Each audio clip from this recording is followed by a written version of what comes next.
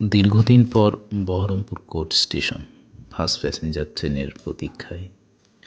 আজ থেকে 18 বছর পূর্বে ছাত্রাবস্থায় মাসে 2 থেকে 3 বার যাতায়াত ছিল এই পথেই। গন্তব্যস্থান ছিল বেলঘরিয়া মেস। সরকারি চাকরির মাধ্যমে নিজেদেরকে প্রতিষ্ঠা করার স্বপ্ন নিয়ে আমরা অনেকেই এসেছিলাম এখানে। পরিস্থিতির চাপে অনেককেই ফিরতে হয়েছে খালি হাতে, আবার অনেকেই সফল। বিশেষ কাজ নিয়ে আজ কলকাতায় এসেছি, আজকেই আবার ফিরতে হবে, তাই আমি কাজ ছাড়ার জন্যই যাচ্ছি।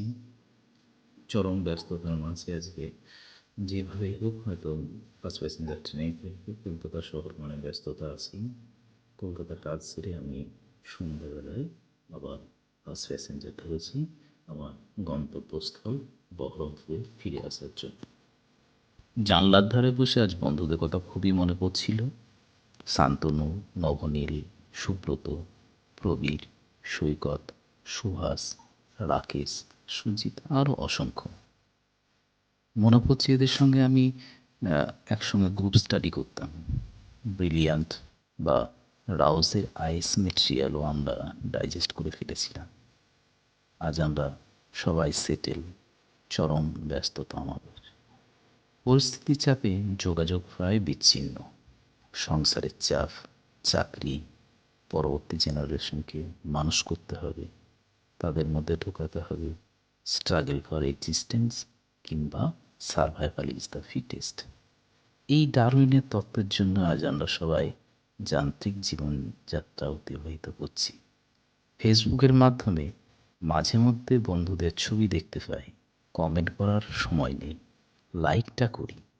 তবে হ্যাঁ, বেলঘরিয়ায় যে অক্লান্ত পরিশ্রম করেছিলাম তা ব্যর্থ হয়নি। আমি তো কাঁদিতে ফিরে এসে ক্রিয়ার প্লাস নামে একটি কারখানায় করেছিলাম। আমার প্রায় 350 ছেলে মেয়ে ভারতের বিভিন্ন প্রান্তে কর্মরত। বর্তমানে মিসেস WBCS অফিসার। তবুও শান্তি নেই, কারণ পরবর্তী জেনারেশন, ছেলে মেয়েদেরকে মানুষের মতো মানুষ করতে হবে। অফিসার যে হতেই হবে সেটা আমি কোনোদিনই ভাবি না, কারণ প্রকৃত মানুষ হওয়াটা দরকার। যাক, আবার হয়তো কোনো দিন তোদের সঙ্গে দেখা হবে, কারণ পৃথিবী গোল। পরবর্তী জেনারেশনের হাত ধরে কোনো এক হয়তো বিশেষ মুহূর্তে। যাক, আমি চলে এসেছি আমার শহর বহরমপুরে। তোরা সকলে ভালো থাকিস এবং আপনারা যারা দেখছেন সবাই ভালো থাকুন, সুস্থ থাকুন। শুভরাত্রি।